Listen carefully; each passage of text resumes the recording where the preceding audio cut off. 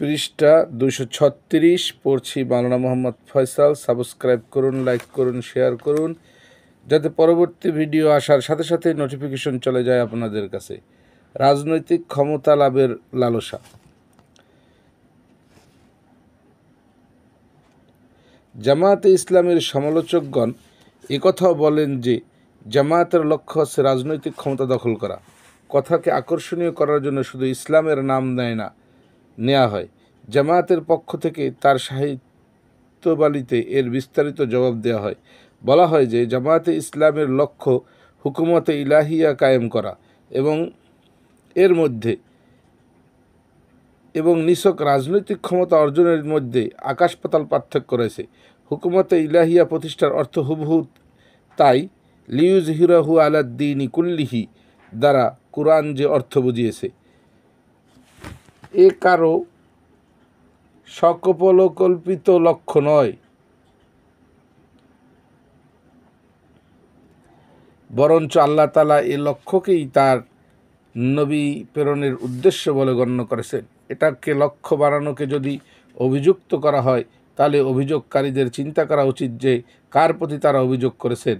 ব্যক্তি সংস্কারের পরিবর্তে সমষ্টিক সংস্কারের উপর অধিক গুরুত্ব দেওয়া হচ্ছে। কোনো মহল থেকে জামায়াত প্রতিষ্ঠা সম্পর্কে কথা বলা হয় যে তিনি শুধু ইসলামের সামষ্টিক রাজনৈতিক ব্যবস্থার উপর বিশ্বাস রাখেন। তার দৃষ্টিতে ব্যক্তি সংস্কারের কোনো গুরুত্ব নেই। এই অভিযোগের জবাবে জামায়াত প্রতিষ্ঠাতা বলেন, তার দৃষ্টিতে আসল জিনিস ব্যক্তির পরিপূর্ণ সংস্কার।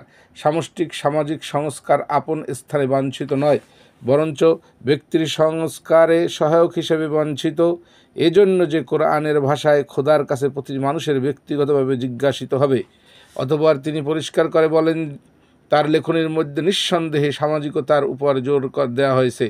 তার কারণ এই যে অতীতের আলেমগণ সাধারণত নৈতিকতা ও ইবাদতের ব্যক্তিগত দিকই পেশ করেছেন এবং সামষ্টিক নৈতিকতার দিকে খুব কমই মনোযোগ দিয়েছেন। তিনি এই অভাব পূরণ করার সিদ্ধান্ত করেছেন। তার কারণ এই যে পাশ্চাত্যের সামাজিক ব্যবস্থা তার সাহিত্য ও সংগঠনের মাধ্যমে এত শক্তিশালী হয়ে দুনিয়ায় ছড়িয়ে পড়ে যে ব্যক্তিগতভাবে সঠিক আকীদা সম্পন্ন মুসলমান ও তার দ্বারা প্রভাবিত হতে থাকে। তিনি দ্বীনের খিদমত এটাই মনে করেন যে দিক ও বিভাগের উপর ইসলামী সাহিত্য প্রথম থেকেই যথেষ্ট পরিমাণে সমৃদ্ধ হয়ে আছে, তা বর্ধিত করার পরিবর্তে ওই দিকটি পূরণ করা যাক। পৃষ্ঠা 237। যেদিকে অতীতের সরবরাহকৃত সাহিত্য অপ্রতুল, কোনো অভাব পূরণ করা দূষণীয় হতে পারে না। ঐতের বুজুর্গানের মধ্যে এমন বহু দৃষ্টান্ত পাওয়া যায় যে নিজেদের যুগে যে ফিতনাকে তারা অধিকতর কঠিন মনে করেছেন, তার মোকাবিলার জন্য তারা অধিক শক্তি প্রয়োগ করেছেন। জামায়াতে ইসলামের থিওক্রাসির পতাকাবাহী লাহোরের পয়গামে হক একজন লেখেন যে মাওলানার ইসলামী রাষ্ট্রের ধারণার বুনিয়াদী দৃষ্টিকোণ এই যে সরকারকে জনগণের কাছে জবাবদিহি করতে হবে না। প্রকাশ থাকে যে মূলনীতি ঐতিহাসিক দিকে দিয়ে বানানো হয়নি। ইউরোপে কিছু কাল থেকে থিওক্রাসির নামে এ মতবাদের চর্চা হয় এবং রোমে প্রধান পোপের শাসন এ ধরনের ফল। এর জবাবে জামায়াত প্রতিষ্ঠাতা মাওলানা মওদুদী বলেন, ইউরোপ যে থিওক্রাসির সাথে পরিচিত, ইসলামী থিওক্রাসি তার থেকে সম্পূর্ণ পৃথক। ইউরোপ এখন থিওক্রাসির সাথে পরিচিত, যার মধ্যে একটি বিশেষ ধর্মীয় গোষ্ঠী খোদার নামে তাদের নিজেদের রচিত আইন কার্যকর করত এবং কার্যত নিজেদেরই খোদাই জনসাধারণের উপর চাপিয়ে দিত। এ ধরনের সরকার বা শাসনকে খোদার শাসন বলার পরিবর্তে শয়তানের শাসন বলা অধিকতর যুক্তিসঙ্গত হবে। পক্ষান্তরে ইসলাম যে থিওক্রাসি পেশ করে তা কোনো বিশেষ ধর্মীয় গোষ্ঠীর হাতে থাকে না, মুসলমান জনসাধারণের হাতে থাকে। আর একে মুসলমানগণ জনগণ খোদার কেতাব ও রাসূলের সুন্নাত অনুযায়ী পরিচালনা করে। আমাকে যদি কোনো নতুন পরিভাষা ব্যবহারের অনুমতি দেওয়া হয়, তাহলে এ ধরনের শাসনকে খোদাই গণতান্ত্রিক রাষ্ট্র বলে আমি আখ্যায়িত করব। খ্রিস্টীয় পোপ ও পাদ্রীদের কাছে তো হজরত মাসিহ আলাইহিস সালামের কিছু নৈতিক শিক্ষা ব্যতীত আর কোনো শরীয়ত একেবারেই ছিল না। অতএব তারা নিজেদের মর্জি ও প্রবৃত্তির অভিলাষ অনুযায়ী আইন রচনা করত এবং এই বলে সেসব কার্যকর করত যে এসব খোদার পক্ষ থেকে এসেছে। ইসলাম তো একটা সার্বিক শরীয়তি ব্যবস্থা। কুরআনের সুস্পষ্ট নির্দেশাবলী ও সুন্নাতের সুস্পষ্ট হেদায়েতের ভিত্তিতে পরিপূর্ণ জীবন বিধান হিসেবে দান করেছে। তার মতো আন্তর্জাতিক বিষয়াদি থেকে শুরু করে ছোটোখাটো সকল বিষয় সম্পর্কে নির্দেশ বিদ্যমান রয়েছে। এখানে কোনো মৌলভীর মনের অভিলাষ প্রবেশ করাবার কোনো সুযোগ নেই। জামাতে ইসলামী একটি নতুন ফেরকা। কিছু ভালো লোকও এই ধারণা প্রকাশ করে যে জামাতে ইসলামের আন্দোলনের ফলে এক নতুন ফেরকা আত্মপ্রকাশ করবে। এই আশঙ্কার জবাব দিতে গিয়ে জামায়াত প্রতিষ্ঠাতা বলেন, আমরা এই ব্যাপারে অত্যন্ত সচেতন, যদি আমাদের বিরুদ্ধের এই মনের বাসনা রয়েছে যে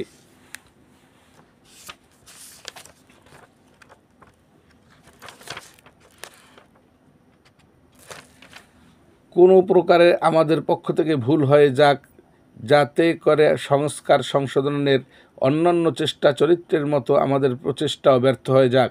কিন্তু আলহামদুলিল্লাহ আমাদের মধ্যে সেসব রোগ নেই যার কারণে ফেরকার উদ্ভব হয়ে থাকে। 4টি কারণে ফেরকার উদ্ভব হয়।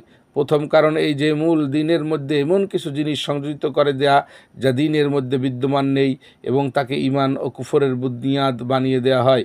দ্বিতীয় কারণ এই যে দিনের কোনো বিষয়কে তত বেশি গুরুত্ব দেওয়া হয়, সে গুরুত্ব কুরআন ও সুন্নাহর দৃষ্টিতে প্রকৃতপক্ষে দেয়া থাকে না, তারপর এই বিষয়টিকে দলাদলির কারণ বানানো হয়। তৃতীয় কারণ এই যে ইজতিহাদি বিষয় সম্পর্কে অত্যাধিক বাড়াবাড়ি করা হয়, তারপর এসব বিষয় নিয়ে অন্য মতাবলম্বীদেরকে কাফের বলে ফতোয়া দেওয়া হয়। চতুর্থ কারণ হলো নবীর সাল্লাল্লাহু আলাইহি সাল্লামের পরে অন্য কোনো ব্যক্তিত্বের ব্যাপারে এমন বাড়াবাড়ি করা হয় যে তাকে মেনে নেয়াকে ঈমান ও কুফরের বুনিয়াদ বানানো হয়। আল্লাহ তাআলার শুকর যে এই 4টির মধ্যে কোনো একটিও ভুল আমরা করিনি। তারপর আমরা কিভাবে ফেরকায় পরিণত হতে পারি? উম্মতের মধ্যে বিভেদ সৃষ্টির কারণ এ বলে অভিযোগ করা হয়, যদি তোমরা কাজ করতে চাও তো করো। শেষ পর্যন্ত পৃথক একটি দল বানানোর প্রয়োজনটা কী ছিল? কারণ এতে যে উম্মতের মধ্যে বিভেদ সৃষ্টি করা হয়। এর জবাবে দিতে গিয়ে জামাতের প্রতিষ্ঠাতা বলেন, ধর্মহীন এবং দিনের পরিপন্থী কোনো উদ্দেশ্য ধর্মহীন রাজনীতি করার জন্য অনৈসলামিক শিক্ষার প্রসারকল্পে মাযহাবী দালাদলিকে উৎসাহিত করার জন্যে নিরেট পার্থিব উদ্দেশ্যে পাশ্চাত্যের গণতান্ত্রিক সমাজতান্ত্রিক ও ফ্যাসিস্ট পদ্ধতিতে মুসলমানদের আঞ্জুমান অথবা দল গঠন করা এসব আপনাদের কাছে আপত্তিকর হয় না। কিন্তু দিনের প্রকৃত কাজের জন্য নির্ভুল দিনের মূলনীতির উপরে যদি কোনো জামায়াত গঠিত করা হয়, তাহলে হঠাৎ উম্মতের মধ্যে বিভেদ সৃষ্টি হয়। এর থেকে এই কথাই প্রকাশ হয়ে পড়ে যে অভিযোগকারীদের আসলে আপত্তি কোনো জামায়াতে গঠনে নেই। আপত্তি শুধু এজন্য যে কোনো জামাত দিনের সত্যিকার কাজ করার জন্য কেন গঠন করা হলো। এ হলো কতগুলো বড় বড় অভিযোগ যা এই যুগে জামাত ইসলামের বিরুদ্ধে করা হয়। জামাত তার সাহিত্যের মাধ্যমে সবের জবাব দিয়েছে।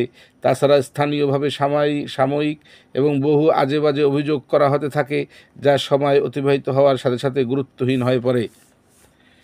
পৃষ্ঠা 239, পরিশিষ্ট 1, একখানা পত্র।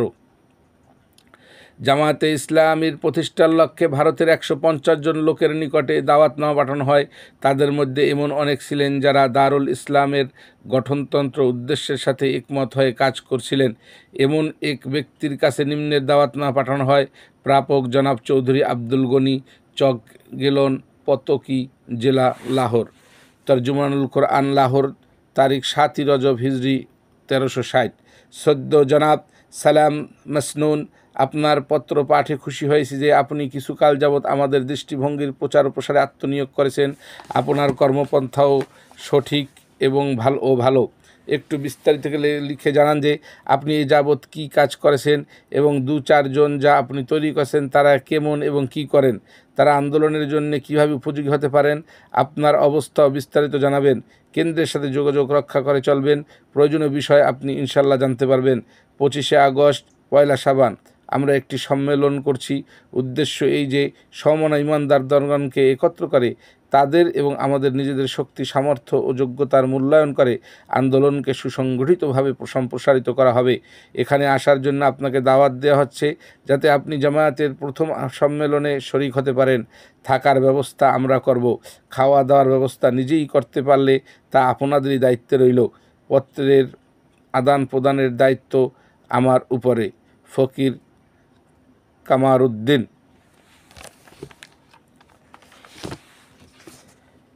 পৃষ্ঠা 240, পরিশিষ্ট 2। জামায়াতে ইসলামের প্রথম সার্কুলার। বিসমিল্লাহির রহমানির রহিম।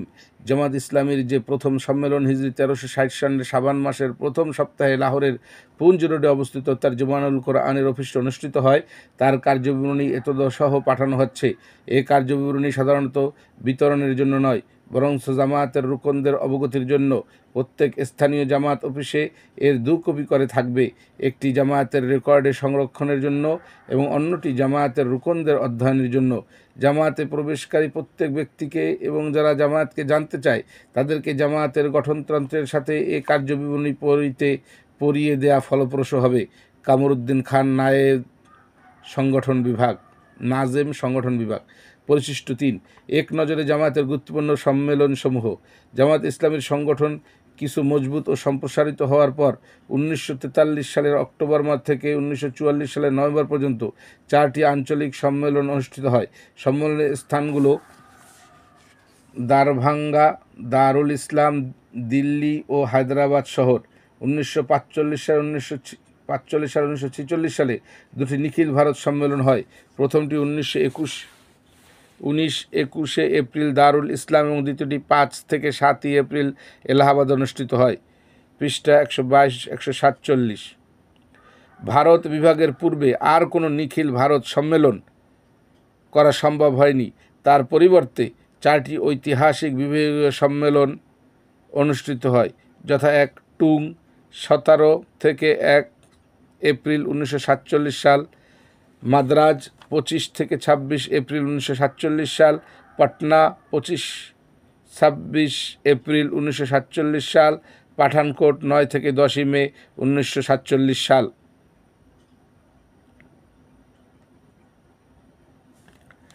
পৃষ্ঠা 241। সাবস্ক্রাইব করুন, লাইক করুন, শেয়ার করুন, পাশে থাকা বেল আইকনটি প্রেস করে রাখুন যাতে নতুন ভিডিও আসার সাথে সাথে নোটিফিকেশন চলে যায় আপনাদের কাছে। পরিশিষ্ট 4। তারজমানুল কোরআনের কিছু মূল্যবান কথা। আবু মুহাম্মদ মুসলেহ সাহেব কর্তৃক প্রকাশিত তারজমানুল কোরআন 29 বছর বয়স্ক যুবক আবুল আলা মওদুদী সম্পাদনায় এক নতুন প্রাণ চাঞ্চল্য সৃষ্টি করতে মুসলমানদের মনোমস্তিষ্ক আলোড়িত করে ইসলামের প্রাণবন্ত ও হৃদয়গ্রাহী ব্যাখ্যা পেশ করতে থাকে। প্রথম সংখ্যার 3য় পৃষ্ঠায় বলা হয়, ইসলামকে সেই প্রকৃত আলোকেই পেশ করতে হবে যে আলোকে কোরআনে হাকিম তাকে পেশ করেছে। 5ম পৃষ্ঠায় বলা হয়, মুসলমান ও অমুসলমানকে কোরআন উপলব্ধি করতে সাহায্য করতে হবে এবং ওই সব দ্বিধাদ্বন্দ্ব ও সন্দেহ সংশয় দূর করতে হবে যা কোরআন মজিদ অধ্যয়নের সময় পাঠকের মনে উদিত হয়। সম্পাদক মওদুদী নিঃসংকোচে তার নিজের সম্পর্কে বলেন, আমি এ দাবি করি না যে আমার কোনো ভুল হতে পারে যে কোনো কিছু বিষয় বুঝতে এবং তা প্রকাশ করতে আমি ভুল করে ফেলেছি। এমন অবস্থায় আমি আশা করব আমার এ ভুল যেন আমার ইচ্ছাকৃত বলে মনে করা না হয়, বরঞ্চ এটাকে যেন আমার অবজ্ঞা ও উপলব্ধি শক্তির স্বল্পতার কারণ মনে করা হয়। তারপর আহলে ইলম তথা ইসলামী মনীষীগণ যেন আমার সংশোধনের চেষ্টা করেন। আমি এ নিশ্চয়তা দান করছি যে কেউই আমাকে ভুলের উপর অবিচর থাকার মতো হটকারী দেখতে পাবেন না। 11 পৃষ্ঠায় তিনি যা লেখেন তা একেবারে পাঠকদের মধ্যে আলোড়ন সৃষ্টি করে। তিনি বলেন, হেদায়েত ও গুমরাহির রহস্য বড় অদ্ভুত রহস্য। একই কথা 1000 জনের কাছে বলা হয়ে থাকে, কিন্তু কেউ সেদিকে কর্ণপাত করে না। কেউ করলেও সে কথা তার কর্ণকুহরের বহির্ভাগ থেকেই সটকে বেরিয়ে যায়। কেউ তা শোনে এবং বোঝেও, কিন্তু মানে না। কেউ তার প্রশংসাও করে কিন্তু গ্রহণ করে না। আবার কারো অন্তরে সে কথা স্থান করে নেয় এবং সে তার সততার উপর ঈমান আনে। পরের পৃষ্ঠায় তার এভাবে ব্যাখ্যা পেশ করা হয়, একই ব্যক্তির প্রতিক্রিয়া এবং তার উপর একই জিনিসের প্রভাবের ধরন বিভিন্ন প্রকারের হয়ে থাকে। একই কথা এক ব্যক্তি 1000 বার শুনছে কিন্তু মানছে না। কিন্তু একটা মুহূর্ত এমনও আসে যে হঠাৎ হৃদয়ের গ্রন্থি বা বন্ধন একেবারে খুলে যায়। সে কথা কানের পর্দার উপরে আটকে রয়ে যেত, তা একেবারে সোজাসুজি হৃদয়ের গভীরে পৌঁছে যায়। তারপর সে অবাক হয়ে বলে, এ কথা তো আমি আগেও বারবার শুনেছি, কিন্তু আজ এ কী হলো যে আপনি হৃদয়ের গভীর প্রদেশে প্রবেশ করছে। পৃষ্ঠা 242। আলোচনার এক পর্যায়ে 16 পৃষ্ঠায় লেখক বলেছেন, সর্বাধিক ভাগ্যবান সেই সব সুস্থ প্রকৃতি সঠিক চিন্তা শক্তি ও দূরদৃষ্টি সম্পন্ন ব্যক্তি যারা খোদা প্রদত্ত বিবেক, তার দেয়া দুটি চোখ, দুটি কান এবং শক্তি সামর্থ্য সঠিক কাজে লাগায়, পরীক্ষা ও পর্যবেক্ষণের দ্বারা সঠিক সিদ্ধান্তে পৌঁছে আল্লাহ তাআলার নিদর্শনাদি দেখার পর সঠিক শিক্ষা গ্রহণ করে। বাতিলের সৌন্দর্য শোভা তাদেরকে বিমুখ করতে ব্যর্থ হয়, মিথ্যার ছলনা তাদেরকে তার প্রতি আকৃষ্ট করতে পারে না। গুমরাহির বক্র পথ দেখেই তারা বুঝতে পারে এ মানুষের চলার যোগ্য পথ নয়। তারপর যখনই তারা হকের শরণাপন্ন হয় এবং তা পাওয়ার জন্য সামনে অগ্রসর হয়, তখন স্বয়ং সত্য তাদেরকে সম্বর্ধনা জানাতে এগিয়ে আসে। হেদায়েতের আলো তাদের সামনে উদ্ভাসিত হতে থাকে। তারপর সত্যকে সত্য বলে এবং মিথ্যাকে মিথ্যা বলে উপলব্ধি করার পর দুনিয়ার কোনো শক্তি আর তাদেরকে সত্য পথ থেকে বিচ্যুত করতে এবং গুমরাহির দিকে নিয়ে যেতে সক্ষম হয় না। এই হলো তরজমানুল কোরআন এবং জ্ঞানগর্ভ পণ্ডিত্যপূর্ণ কথাগুলো ছিল যুবক সৈয়দ মওদুদী, যা ছিল কোরআনেরই আলোকে মণ্ডিত, সত্যের সুসময় সজ্জিত বিবেকের কাছে অপরিহার্য এবং ঈমান ও আমলের প্রেরণাদায়ক। তার চিন্তাধারা তরজমানুল কোরআনের পৃষ্ঠাগুলোর সৌন্দর্য বর্ধন করতে থাকে। তিনি জীবন সম্পর্কে ইসলামী ধারণা সর্বপ্রথম এভাবে পেশ করেন: ইসলামে না তো দুনিয়া পরিত্যাজ্য ও ঘৃণাহ কোনো বস্তু, আর না এমন কোনো বস্তু যার প্রতি মানুষ মোহাবিষ্ট হয়ে পড়বে এবং তার ভোগের আস্বাদ গ্রহণে মগ্ন হয়ে থাকবে। না সে একেবারে মানসিক প্রশান্তির স্থান, আর না একেবারে অশান্তি অনাচারের। তার থেকে মুখ ফিরিয়ে রাখাও ঠিক নয় এবং তার মধ্যে নিমগ্ন হয়ে যাওয়াও ঠিক নয়। না সে একেবারে অপবিত্র ময়লাযুক্ত, আর না পুরোপুরি পবিত্র ও পরিচ্ছন্ন। তারপর এ দুনিয়ার সাথে মানুষের সম্পর্ক না এমন যেমন বাদশাহের সম্পর্ক তার রাজ্যের সাথে। না মানুষ এতটা নগণ্য যে দুনিয়ার প্রতি শক্তির কাছে সে মাথা নত করবে, আর না এতটা বিজয়ী ও পরাক্রমশালী যে দুনিয়ার প্রতিটি বস্তু তার কাছে মাথা নত করবে। না সে এতটা অসহায় যে তার ব্যক্তিগত ইচ্ছা বাসনার কোনো মূল্যই নেই, আর না সে এতটা শক্তিশালী যে তার ইচ্ছা মর্জি সব কিছু। না সে বিশ্বজগতের একমাত্র প্রভু ও শাসক, আর না অসংখ্য খোদার অসহায় গোলাম। প্রকৃত সত্য যা কিছু তা হলো এই যে বিভিন্ন প্রান্তিকতার মধ্যে এক মধ্যবর্তী অবস্থা। তিনি আরও বলেন, দিন ইসলামের গোটা ব্যবস্থার কেন্দ্রবিন্দু আল্লাহ তাআলার সত্তা। এই সমগ্র ব্যবস্থা তার চারধারেই আবর্তন করে। তার এই ব্যবহারের মধ্যে যা কিছু আছে, নিয়ত ও বিশ্বাসের অর্থে হোক, অথবা পূজা অর্চনা ও দাসত্ব অনুগত্যের অর্থে হোক, অথবা দুনিয়ার জীবন সম্পর্কিত ব্যাপারেই হোক, সর্বাবস্থায় তার মুখ সেই কেন্দ্রীয় সত্তার দিকেই ফেরানো রয়েছে। আর প্রতিটি বস্তু তার আকর্ষণ শক্তির তারে বাধা রয়েছে। স্বয়ং দিন ও ইসলাম নামক যে দুটি শব্দের দ্বারা এ ধর্মীয় ব্যবস্থার নাম করা হয়েছে, তা অর্থের স্বভাব, প্রকৃতি ও মর্মকথা সুন্দরভাবে প্রমাণিত করে। দিন ও ইসলামের অর্থ এই যে বান্দা তার খোদার সন্তুষ্টির জন্য মাথা নত করবে এবং তার মর্জির অধীন হয়ে যাবে। পৃষ্ঠা 243। এ কারণে ইসলামে যা কিছু আছে তা খোদার জন্যে। নামাজও যদি খোদার জন্য না হয় তাহলে তা হবে এক অর্থহীন উঠা বসা। রোজা যদি খোদার জন্য না হয় তাহলে তা হবে নিছক না খেয়ে থাকা বা উপবাস। জাকাত ও দান খয়রাত যদি খোদার জন্য না হয় তাহলে তা হবে ইনফাক ফি সাবিলিল্লাহ, আল্লাহর পথে ব্যয়, নতুবা হকের নিছক অব্যয়। যুদ্ধ জিহাদ যদি হয় খালেসাতান লিল্লাহ, খাস করে আল্লাহর জন্য এবং আল্লাহর পথে, তাহলে তা হবে সর্বোত্তম ইবাদত। নতুবা হবে অন্যায়, রক্তপাত এবং তাণ্ডবের পথে জিহাদ। কাজের সূচনার পরে 1932 সালে তিনি তার তরজমানুল কোরআনে বলেন, এখন কাজের যে ক্রমিক ধারা আমার মনে রয়েছে তা এই যে প্রথমে পাশ্চাত্য সভ্যতা ও চিন্তাধারার সে প্রাধান্য ভেঙে দিতে হবে যা মুসলমানদের প্রতিভাবান মহলের উপর চেপে বসেছে। এ কথা তাদের মনে বদ্ধমূল করে দিতে হবে যে ইসলামের একটি নিজস্ব জীবন বিধান আছে, তার একটি অর্থনৈতিক ব্যবস্থা আছে, একটা চিন্তাধারা ও তার বিধান রয়েছে, একটা শিক্ষা ব্যবস্থা আছে যা সব দিক দিয়ে পাশ্চাত্য সভ্যতা তৎসংক্রান্ত সকল বিষয় থেকে উচ্চমানের। এ ধারণা তাদের মন থেকে মুছে ফেলতে হবে যে সভ্যতা সংস্কৃতির ব্যাপারে তাদের কারো কাছে ভিক্ষা চাওয়ার প্রয়োজন নেই। তাদেরকে এই কথা বলে দিতে হবে যে তোমাদের রয়েছে একটি নিজস্ব পূর্ণাঙ্গ জীবন বিধান যা দুনিয়ার যাবতীয় বিধান থেকে শ্রেষ্ঠতম। পাশ্চাত্য সভ্যতার তীব্র সমালোচনা করে তাদের কাছে একথা সুস্পষ্ট করে দিতে হবে যে পাশ্চাত্যের যে ব্যবস্থার দ্বারা তারা প্রভাবিত ও পরাভূত হয়ে পড়েছে, তার প্রতিটি দিক ও বিভাগে কি কি দুর্বলতা রয়েছে।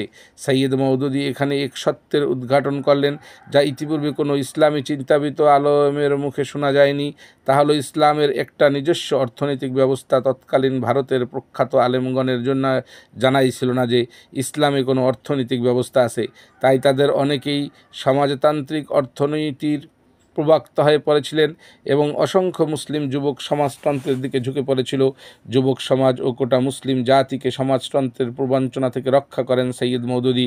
ইসলামী অর্থনৈতিক ব্যবস্থা না থাকলে তা পূর্ণাঙ্গ জীবন বিধান হয় কী করে? এই সম্পর্কে তৎকালীন আলেম সমাজের ধারণা যে অস্পষ্ট ছিল তাতে কোনো সন্দেহ নেই। মাওলানা মওদুদী সর্বপ্রথম ইসলামকে মানব জাতির একমাত্র কল্যাণকর পূর্ণাঙ্গ জীবন বিধান হিসেবে বিবেকে সম্মত যুক্তি সহ প্রমাণিত করেন। তাই তিনি ছিলেন ইসলামী পূর্ণাঙ্গ রেনেসাঁর স্রষ্টা। এখানে একটি বিষয় বিশেষ উল্লেখযোগ্য, মাওলানা সূচনায় বলেছিলেন তিনি নিজেকে ভুলের ঊর্ধ্বে মনে করেন না। তিনি আহলে ইলম তথা ইসলামী মনীষীবৃন্দের কাছে এ আবেদন রেখেছিলেন যে তিনি ভুল করলে তা যেন সংশোধন করে দেয়া হয়। পৃষ্ঠা 244 পড়ছি আমি মোহাম্মদ ফয়সাল। সাবস্ক্রাইব করুন, লাইক করুন, শেয়ার করুন, পাশে থাকা বেল আইকনটি প্রেস করে রাখুন যাতে নতুন ভিডিও আসার সাথে সাথে নোটিফিকেশন চলে যায় আপনাদের কাছে। যারা সত্যপন্থী ও সত্যাশ্রয়ী তারা যুবক মওদুদীর অতুলনীয় প্রতিভার প্রশংসা করেন, কিন্তু ত্রুটি অনুসন্ধান করায় তাদের স্বভাব হিংসার অনলে দগ্ধীভূত হয়ে অপরের প্রতিভার স্বীকৃতি দানে যারা নারাজ, তারা অনুবীক্ষণ যন্ত্রের সাহায্যে ত্রুটি অনুসন্ধানের চেষ্টা করে ব্যর্থ হয়ে অমূলক ফতোয়াবাজির পথে বেছে নেন। দুনিয়া তাদেরকে সম্মানের চোখে দেখেনি, দেখবেও না। পরিশিষ্ট 5 জামাত প্রতিষ্ঠাতার কিছু মূল্যবান কথা। দল গঠনের আবশ্যকতা। হাদিস থেকে প্রমাণিত আছে যে জামাত বা দল ব্যতীত সত্যিকার ইসলামী জীবন হয় না। জীবন প্রকৃতপক্ষে ইসলামী হতে হলে সবচেয়ে প্রয়োজন যে বাস্তব তা হচ্ছে এই যে ইসলামের লক্ষ্য অর্থাৎ ইকামতে দ্বীনের সাথে হতে হবে সংশ্লিষ্ট।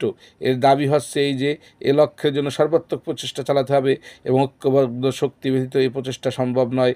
অতএব জামাত ব্যতিরেকে কোনো জীবনকে ইসলামী বলা মারাত্মক ভুল হবে। দ্বিতীয় কথা এই যে কোনো ব্যক্তি আমাদের জামাতে সামিল না হোক, কিন্তু সে এমন জামাতে সামিল হোক যার লক্ষ্য এই হবে এবং যার দলীয় সংগঠন ও সর্বাত্মক প্রচেষ্টা চালাবার পদ্ধতি ইসলামী শিক্ষা অনুযায়ী হবে। এমত অবস্থায় তাকে আমরা সত্য পথগামী বলে স্বীকার করতে দ্বিধা করব না। কিন্তু ব্যক্তিগত চরিত্র গঠনের যে পদ্ধতি শরিয়াতে বলা হয়েছে, কোনো ব্যক্তি শুধু তারই অনুসরণ করুক এবং ইকামতে দ্বীনের চেষ্টা চরিত্রের জন্যে কোনো জামায়াতে সামিল না হোক, এ আমাদের কাছে ঠিক নয়। এমন জীবনকে আমরা অর্ধ জাহেলিয়াতের জীবন মনে করি। আমাদের জ্ঞান বুদ্ধিমতে ইসলামের সর্বনিম্ন দাবি এই যে যদি কোনো ব্যক্তি তার চারিপার্শ্বে ইসলামী লক্ষ্য অর্জনের জন্য ইসলামী পদ্ধতি সর্বাত্মক প্রচেষ্টাকারী কোনো জামাতকে দেখতে না পায়, তাহলে তার উচিত হবে এরূপ কোনো দল গঠনের চেষ্টা করা এবং তাকে এজন্য প্রস্তুত থাকতে হবে যে যখনই এ ধরনের কোনো জামাত পাওয়া যাবে তখন তার সকল আমিত্ব বিসর্জন দিয়ে জামাতের মনোভাব নিয়ে তাতে সামিল হতে হবে। রাসায়েল ও মাসাইল। তাবলিগ ও বিপ্লব। আপনার পত্র থেকে যতটুকু বুঝতে পেরেছি তার মর্ম হলো এই যে বর্তমান সময়ে শুধু মৌখিক তাবলিগ বক্তৃতা, প্রবন্ধ লিখন ও পত্রপত্রিকার দ্বারা প্রচার চালানো হোক, এর উপরে না নিজের কোনো আমল করার দাওয়াত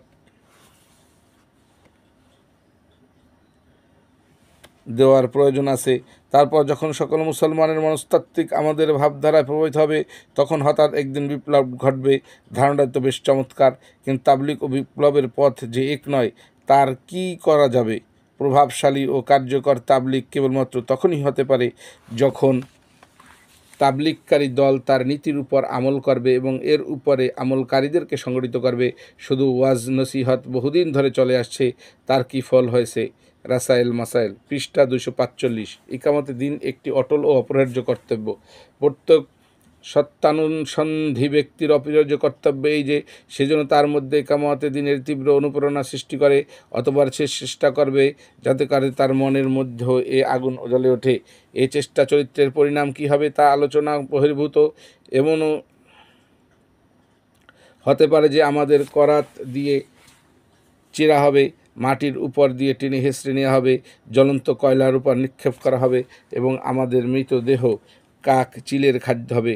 এ তো সব করেও হয়তো আমাদের এ সৌভাগ্য হবে না যে বর্তমান বাতিল ব্যবস্থাকে আমরা একটা সত্য সুন্দর ব্যবস্থার পরিবর্তিত করতে পারবো।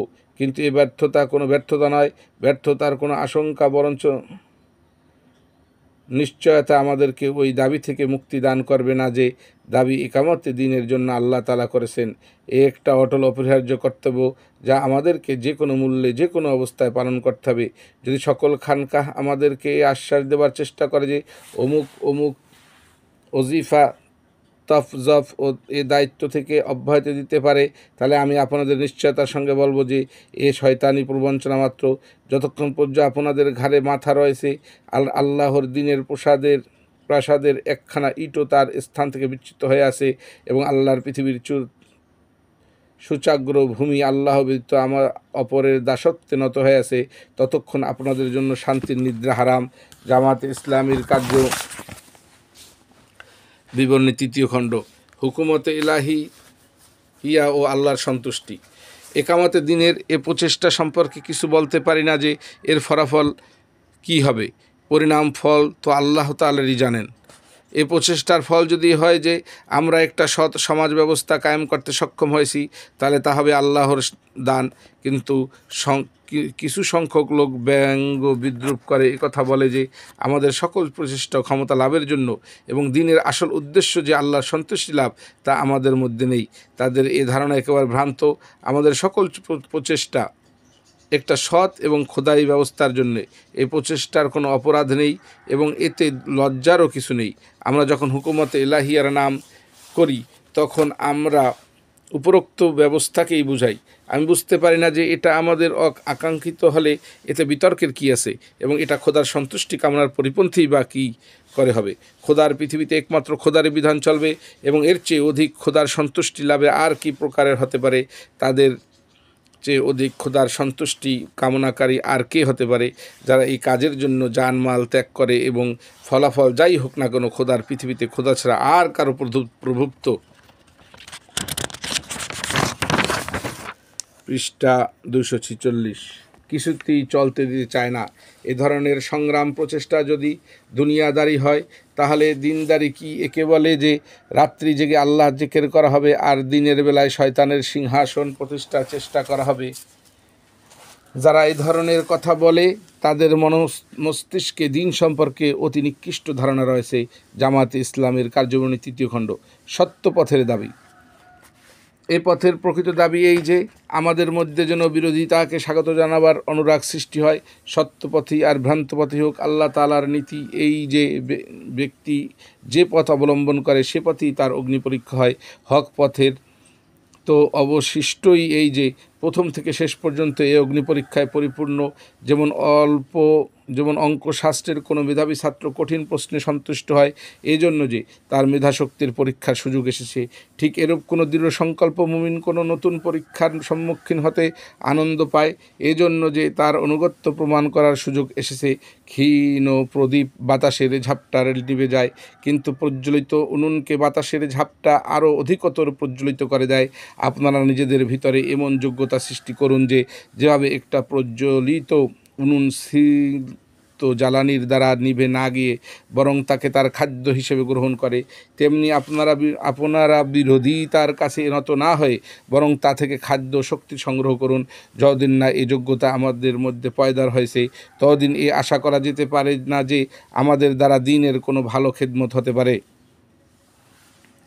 জামাত ইসলামের কার্যবিবরণী ৩য় খণ্ড, পরিশিষ্ট ৬, সন্দেহ সংশয় নিরসন। জামাতে ইসলামের প্রতিষ্ঠার কিছুদিন পরেই দেশের ২-৩ জন বুজুর্গানে দ্বীনের মধ্য থেকে একজন পত্রের মাধ্যমে জামাতে প্রতিষ্ঠাতার কাছে কিছু সন্দেহ সংশয় ব্যক্ত করেন। জামাত প্রতিষ্ঠাতা মাওলানা সৈয়দ আবুল্লাহ আলা মওদুদি তার যে জবাব দেন ১৯৪১ সালের সেপ্টেম্বর অক্টোবর নভেম্বরে তরজমানুল কোরআনের একত্রে প্রকাশিত সংখ্যায় সন্দেহ সংশয় নিরসন শিরোনামে যে জবাব প্রকাশিত হয়, এই জবাবে জামাত প্রতিষ্ঠাতার মনের অবস্থা পুরোপুরি পরিস্ফুটিত হয়। তার বক্তব্যের মৌলিক কথাগুলো ও তার বৈশিষ্ট্য আর একবার তারই ভাষায় জনসম্মুখে পরিবেশিত হওয়ার প্রয়োজন আছে বলে আমরা মনে করি। পত্রলেখক তার পত্র প্রকাশের অনুমতি দেননি, সেজন্য জবাবের সাথে সে পত্রখানা তরজমানুল কোরআনে প্রকাশিত হতে পারেনি, কিন্তু পত্রে যেসব সন্দেহ সংশয় ব্যক্ত করা হয়েছিল তা জবাবের মধ্যেই সুস্পষ্ট হয়ে ওঠে। মাওলানার জবাব, পৃষ্ঠা 247। মোহতারাম মাওলানা, আসসালামু আলাইকুম। আপনি যেসব সন্দেহ ব্যক্ত করেছেন তা জানার পর আমার মনে এ সন্দেহই হয়েছে যে আপনি আমার সেসব লেখা মোটেই পড়েননি যা অতি সম্প্রতি প্রকাশ লাভ করেছিল। এ কারণেই সেসব সন্দেহ সংশয় আপনার পবিত্র মনে সৃষ্টি হয়েছে। আর অন্যের মুখে আমার ধ্যান ধারণার ব্যাখ্যা বিশ্লেষণ শুনি অধিকাংশ বুজুর্গানের মনে এ ধরনের সন্দেহ সৃষ্টি হয়। আপনার মতো অতি কর্মব্যস্ত লোককে আমি এই কথা বলতে পারি না। আমার লেখাগুলো আগাগোড়া পরে দেখুন। কিন্তু লোকের ভুল ব্যাখ্যার কারণে কিছু নেক ও বুজুর্গ লোক আমার প্রতি বিরূপ মনোভাব প্রকাশ করেন।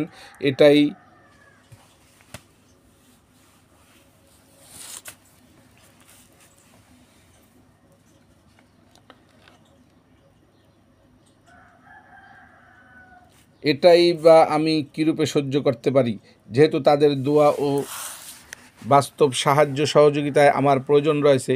অতএব সংক্ষেপে আমার চিন্তা ও ধ্যান ধারণার স্বয়ং তুলে ধরাই সমীচীন মনে করছি। তারপর জানতে চাইব যে এখন আর কোনো সন্দেহ সংশয় রয়েছে কিনা। আমার দৃষ্টিতে দুনিয়ায় এমন এক সময় এসে পড়েছে যে একটি যুগ শেষ হয়ে যাচ্ছে এবং আর এক যুগের সূচনা হচ্ছে। পাশ্চাত্য সভ্যতা ও তার বুনিয়াদের উপর যারা কাজ করছিলেন তাদের যতটুকু সুযোগ পাবার ছিল আমার মনে হয় তারা পুরোপুরি লাভ করেছেন। এখন এই সমগ্র ব্যবস্থা ভেঙে পড়ার উপক্রম হয়েছে। ফলে অন্য এক ব্যবস্থা প্রতিষ্ঠার পূর্বে যে উদ্বেগজনক অবস্থার সৃষ্টি হয় তারও সূচনা হয়েছে। যদিও কিয়ামতের দিনের চেষ্টা চরিত্র করা প্রত্যেক জামানার আহলে ইমানদারদের জন্য ফরজ, কিন্তু বিশেষ করে এমন এক সময় যখন দুনিয়া প্রচলিত ব্যবস্থাগুলোর তিক্ত অভিজ্ঞতার ভিত্তিতে নিরাশ হয়ে পড়েছে এবং অন্য কোনো ব্যবস্থা প্রতিষ্ঠার জন্য অনুকূল পরিবেশ সৃষ্টি হচ্ছে, তখন দ্বীন-এ হক প্রতিষ্ঠার চেষ্টা করা অধিকতর প্রয়োজনীয় হয়ে পড়েছে। যে সব সুযোগ সুবিধা এখন সৃষ্টি হয়েছে তার সদ্ব্যবহার যদি এখন আমরা না করি তাহলে যা আমাদেরকে কঠিন জবাবদিহিতার সম্মুখীন হতে হবে। 2, আমার বড় দুঃখ হয় যে প্রাচ্য থেকে প্রতীচ্য পর্যন্ত মুসলমান সাধারণত নিছক সাময়িক ও স্থানীয় সমস্যাবলী ও ছোটোখাটো বিষয় নিয়ে বিব্রত আছে এবং দুনিয়ার প্রশস্ততর অঙ্গনে বাতিল ব্যবস্থার সংঘর্ষে দ্বীন-এ হক প্রতিষ্ঠার যে সুযোগ এসেছে তার প্রতি কোনো মনোযোগই দিচ্ছে না। প্রত্যেক স্থানে তাদের ছোট বড় দলগুলো হয় তাদের দেশীয় ও জাতীয় সমস্যা সমাধানের ব্যতিব্যস্ত, অথবা কোনো ধর্মীয় চিন্তা থাকলে ব্যাস এতটুকু যে বাতিল ব্যবস্থার ছত্রছায়ায় কোনো ধর্মীয় অধিকার লাভ করতে পারলেই যথেষ্ট মনে করা হয়। দুনিয়ায় সংঘাত এ বিষয়টি নিয়ে চলছে যে দেশ কার এবং সেখানে দিন কার চলবে। চারদিক থেকে বিভিন্ন দাবিদার ও দাবি নিয়ে ময়দানে আসছে। দেশ আমাদের এবং ব্যবস্থা আমাদেরই চলা উচিত, কিন্তু দুনিয়ায় এক প্রান্ত থেকে আরেক প্রান্ত পর্যন্ত কোথাও এ দাবি শোনা যাচ্ছে না যে দেশ খোদা ছাড়া আর কারো নয় এবং খোদার দিনেরই এ অধিকার রয়েছে যে জমিনের উপর একমাত্র তারই প্রভাব প্রতিপত্তি প্রতিষ্ঠিত হবে। দুনিয়ার প্রত্যেক দাবি আদায়ের লক্ষ্য জীবন নেয়া ও দেয়ার জন্য।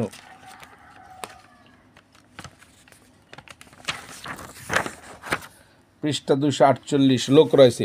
প্রতিটি উদ্দেশ্য হাসিলের জন্য আঘাত খাওয়ার ও ক্ষতি শিকারের লোক পাওয়া যায়, কিন্তু খোদার জমিনে এমন কেউ নেই যে খোদার কর্তৃত্ব প্রভুত্বের দাবির জন্য মরতে এবং খোদার দিন প্রতিষ্ঠার জন্য আঘাত খেতে ও ক্ষতি স্বীকার করতে প্রস্তুত।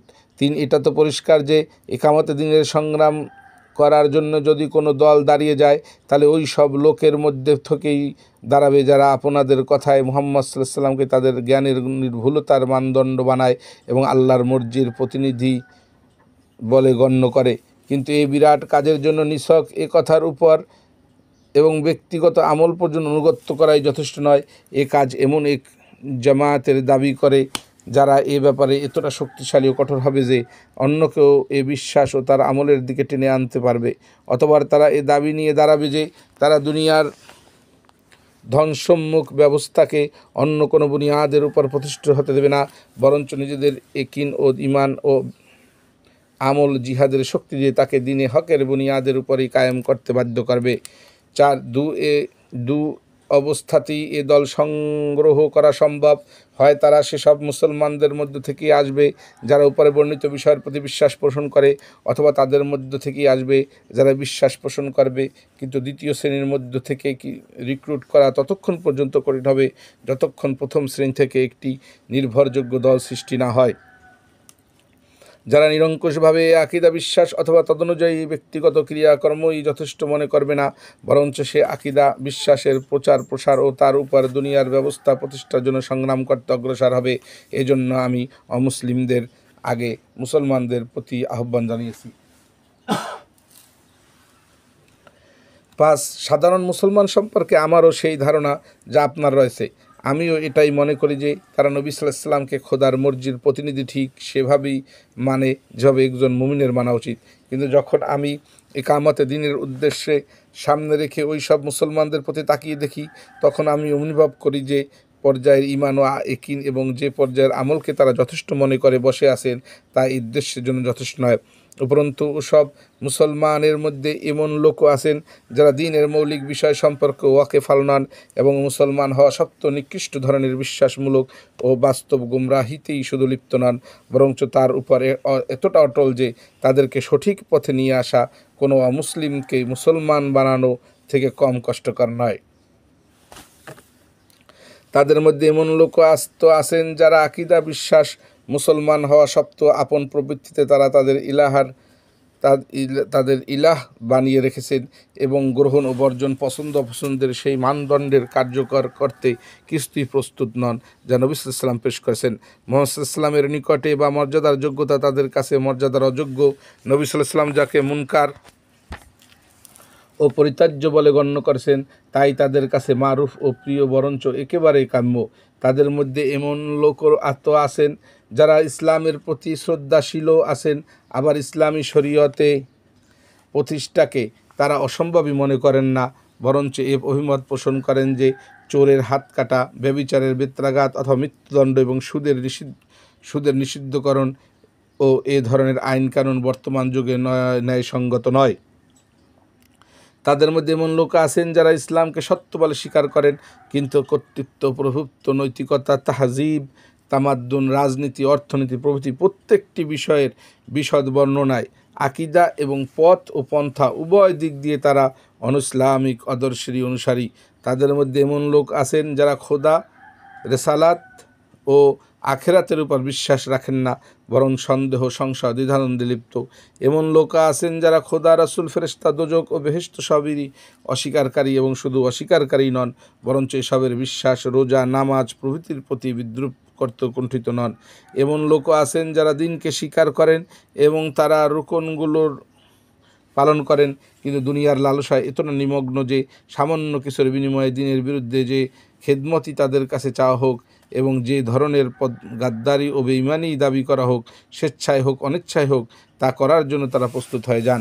এমন লোক আছেন যারা দ্বীনের অস্বীকারীও নন এবং স্বীকারীও নন। এ নিয়ে তাদের কোনো মাথা ব্যথা নেই যে হক কী এবং বাতিলা বাকি। তাদের কাম্য শুধু এতটুকুই যে তাদের প্রবৃত্তির ও দেহের দাবি পূরণ হোক এবং এ চিন্তায় তারা এমন নিমগ্ন যে অন্যান্য সব কিছু থেকে তারা উদাসীন। এসব ধরনের লোক সাধারণত মুসলমানের অন্তর্ভুক্ত। তারা সব এমন মিশ্রিত হয়ে আছেন যে এ সমষ্টির মধ্যে এ পার্থক্য করা মুশকিল যে কে কোন ধরনের মুসলমান। 6. একথা সুস্পষ্ট যে ইকামতে দ্বীনের জন্য চেষ্টা করতে হলে এ সমগ্র জনগোষ্ঠীকে সেই রেডিমেড ইসলামী জামাত বলা যায় না যাদের নিয়ে কোনো সংগ্রাম করা যেতে পারে। জাতীয় স্বার্থের জন্য যেসব দল কাজ করে তাদের জন্য অবশ্যই সম্ভব যে তারা এক কর্মসূচি তৈরি করে সকল মুসলমানকে এই বলে ডাক দেবে, এসো 2 আনা 4 আনা চাঁদা দিয়ে ফরম পূরণ করো এবং জাতির সেনাবাহিনীকে ভর্তি হয়ে যাও। তারা সকল প্রকার অপদার্থ লোকদের একত্রে জমা করতে পারে এবং তাদের কাজ এভাবে চলতে পারে, কিন্তু আমরা সে উদ্দেশ্যে একটি দল গঠন করতে চাই। তার জন্য এই ধরনের লোক একত্রীকরণ কোনো কাজের হবে না, বরঞ্চ অবশ্যই ক্ষতিকর হবে।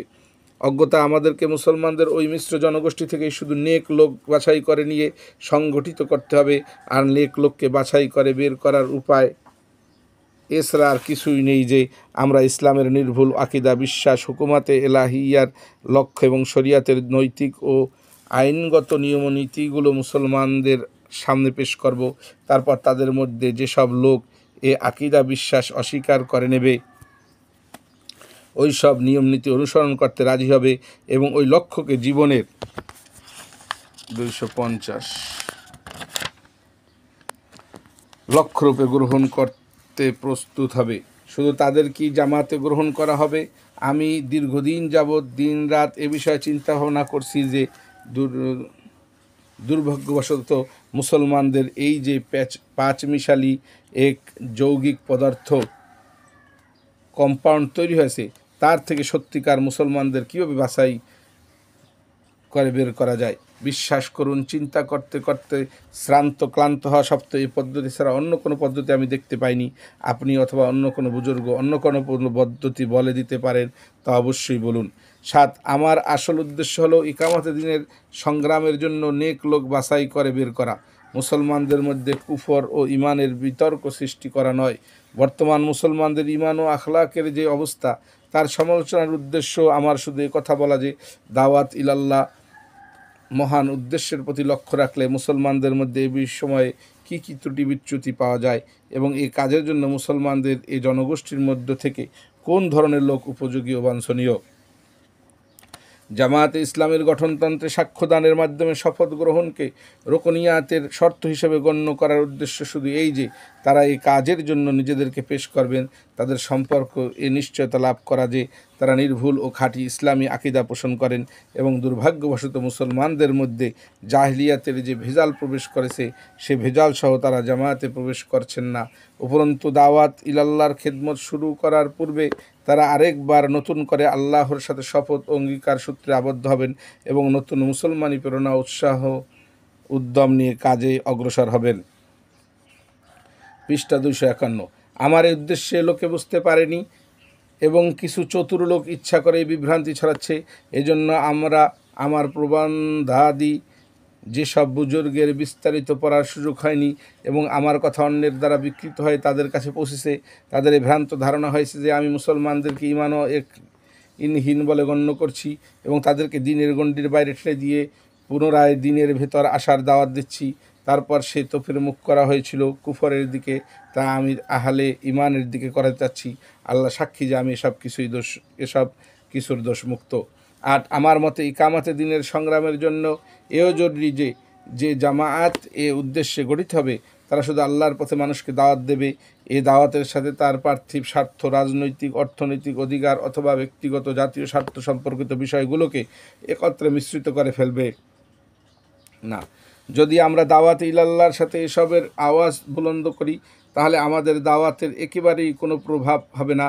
বিশেষ করে যদি আমরা নিছক জাতীয় গোলামির ভিত্তিতে মুসলমানদের ওই সব কাজ সমর্থন করি যা ইসলামের পথ থেকে দূরে অবস্থিত, তাহলে আমাদের এ তৎপরতা অবশ্যই দুনিয়াকে ইসলামের নিকটে আনার পরিবর্তে তাকে দূরে ঠেলে দেওয়া হবে।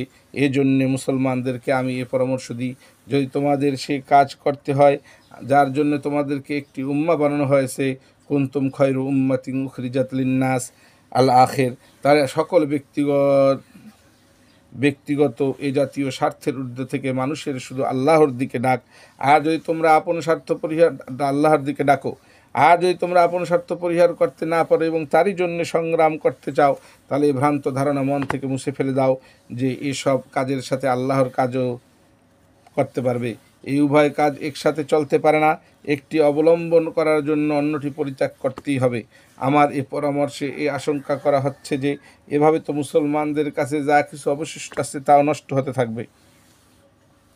কিন্তু আমি পূর্ণ নিশ্চয়তার সাথে বলছি যে যারা খোদার দিকে মানুষকে ডাকে তাদেরকে এসবের ঊর্ধ্বে থেকে কাজ করা উচিত। তাদের ওই চিন্তা করা উচিত নয় যে তাদের কাছে কি থাকবে এবং কি চলে যাবে। এই দাওয়াত শুধু তারাই দিতে পারে যারা বৈষয়িক চিন্তার ঊর্ধ্বে থেকে কাজ করে এবং এক খোদাকে লাভ করার জন্য সব কিছুই হারাতে প্রস্তুত হয়। আমার বিশ্বাস যদি মুসলমান লাভ ও ক্ষতির চিন্তা না করে নিষ্ঠা সহকারে একান্তভাবে আল্লাহর কাজ করার জন্য দাঁড়িয়ে যায়, তাহলে প্রাথমিকভাবে সব তাদের হাত থেকে চলে গেলেও শেষ পর্যন্ত সব কিছুই আবার তাদের হস্তগত হবে যা তারা হারিয়েছিল। তাছাড়া এতদ্ব্যতীত এমন আরও কিছু তারা লাভ করবে যা তারা কোনো দিনও স্বপ্নেও দেখতে পারেনি। যে দল শুধু আল্লাহর জন্য কাজ করে এবং তুচ্ছ তুচ্ছ বিষয় উপেক্ষা করে তাদের দৃষ্টি মহান্তর লক্ষ্যের প্রতি নিবদ্ধ করে, তাদের মোকাবিলায় দুনিয়ার কোনো শক্তি কি টিকে থাকতে পারে? দুঃখের বিষয় এ দুঃসাহসিক কাজে মুসলমানদের উৎসাহ উদ্যম একেবারেই নেই। পৃষ্ঠা 252। অন্য সব বিষয়ে চেষ্টা তদবির তারা তো আশার আলোকে দেখতে পায়, কিন্তু এই কাজ তাদের মৃত্যু ধ্বংস ছাড়া আর কি দেখাতে পায়, আর কি দেখতে পায় না। তারা মনে করে এ পথ অবলম্বন করলে একসাথে সকল প্রশংসা ও বিপর্যয় তাদের উপর নেমে আসবে এবং দুনিয়ায় একসাথে সকল ধ্বংস ও বিপর্যয় তাদের উপর নেমে আসবে এবং দুনিয়ায় কোথাও তাদের অস্তিত্ব থাকবে না।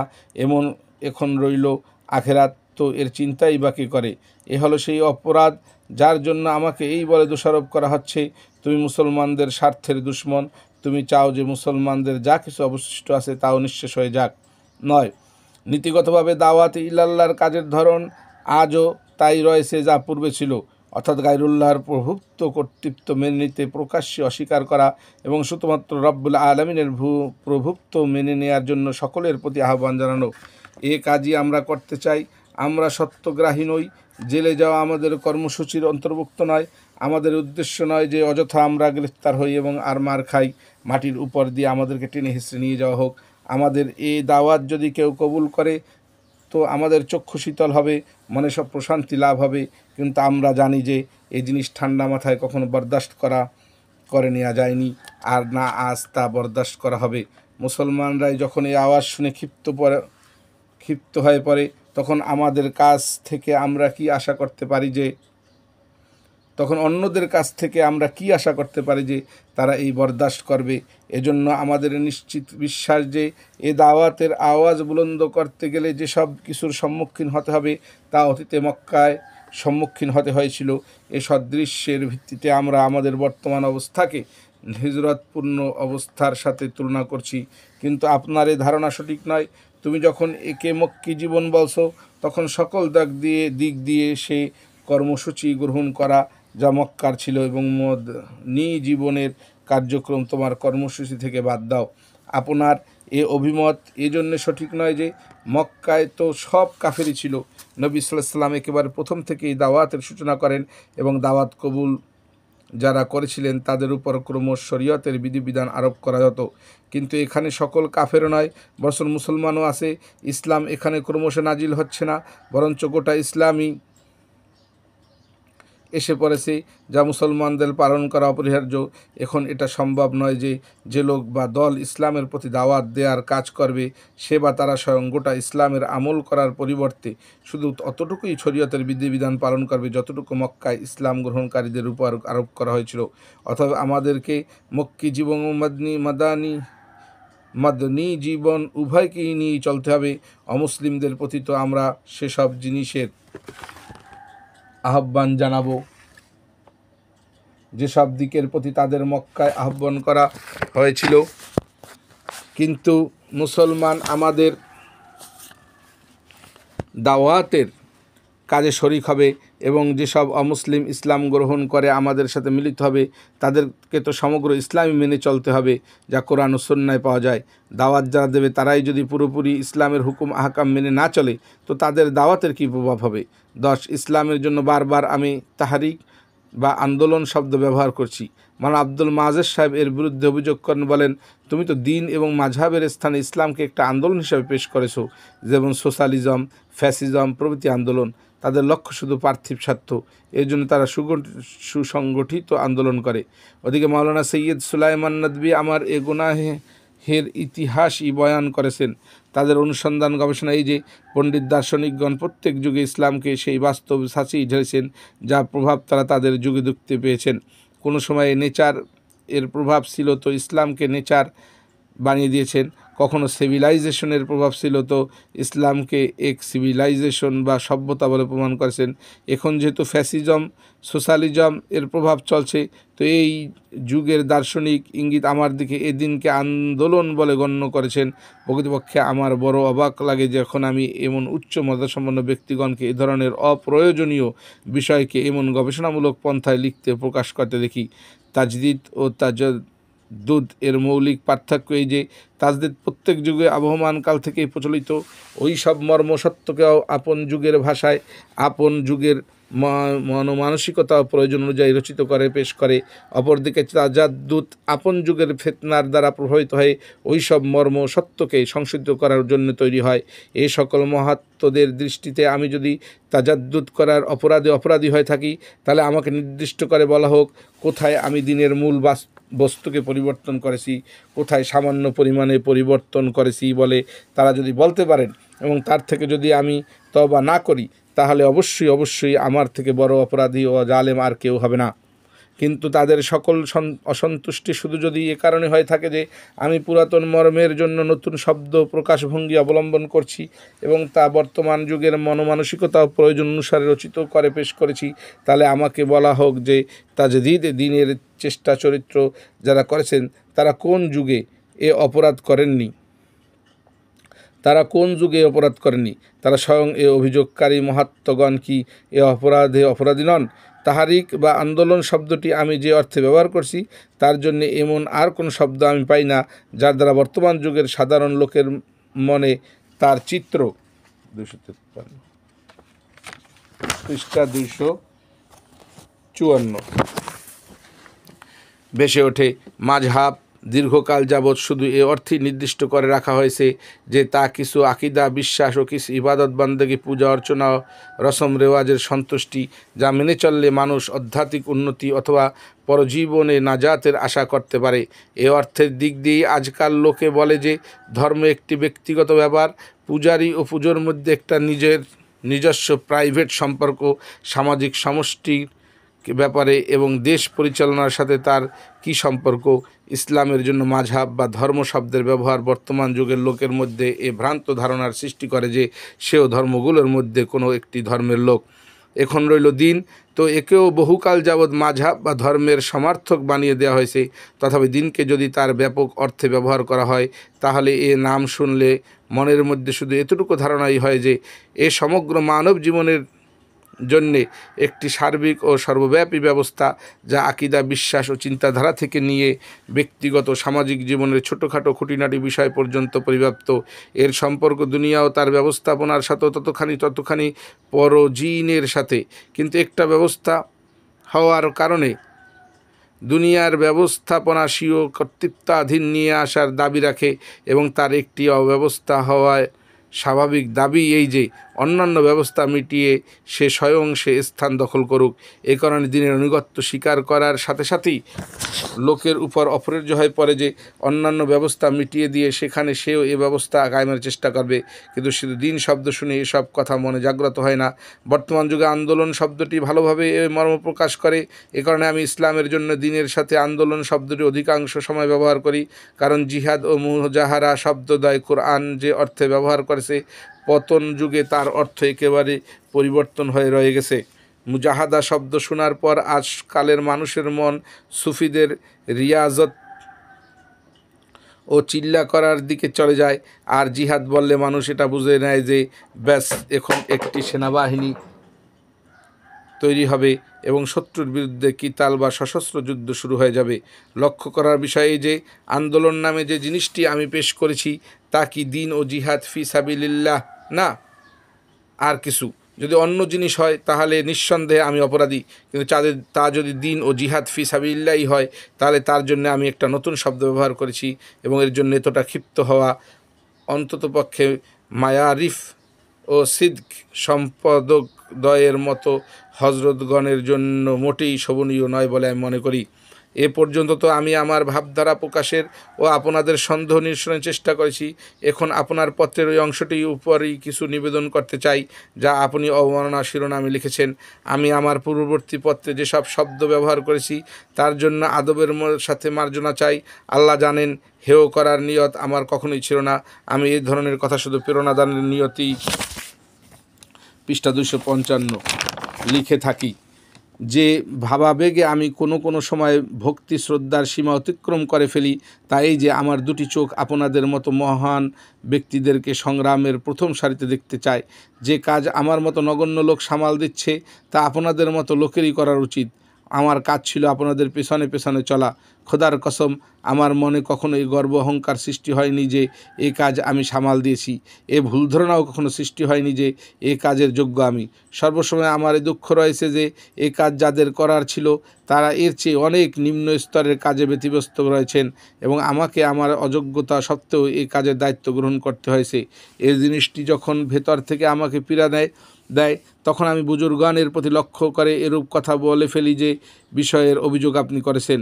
লোকে মনে করে যে আমি নিজেকে বড় মনে করা শুরু করেছি এবং বুজুর্গানের সাথে বেয়াদবি করছি, অথচ প্রকৃতপক্ষে আমি নিজেকে খুব ছোটই মনে করি এবং যখন বড়দের স্থানে আমাকে দাঁড়াতে হচ্ছে তখন আমার কষ্ট হয়, যার ফলে মনের জ্বালায় কখনো কখনো তিক্ত কথা বলে ফেলি, যাতে একজন নগণ্য ব্যক্তির ভর্ৎসনা শুনে তারা যেন কোনো প্রকারের আপন স্থানে দাঁড়িয়ে যান।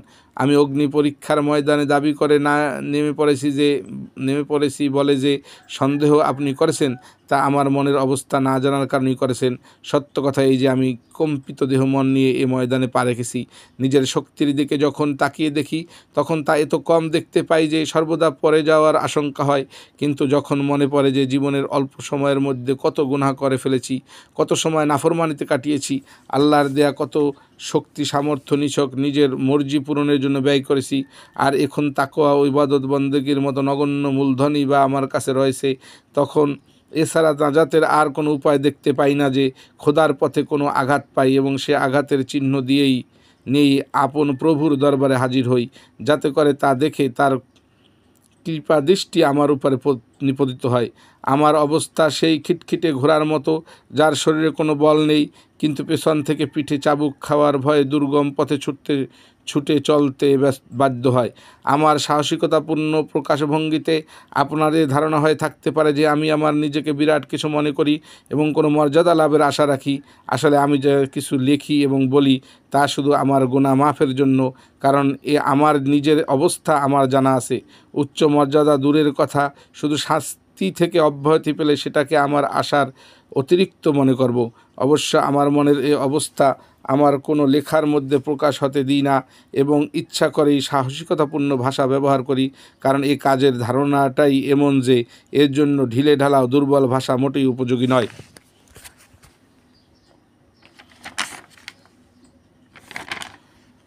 255 পৃষ্ঠার মাধ্যমে জামাতে ইসলামের ইতিহাস আব্বাস আলী খানের প্রথম খণ্ড এখানেই সমাপ্ত করলাম।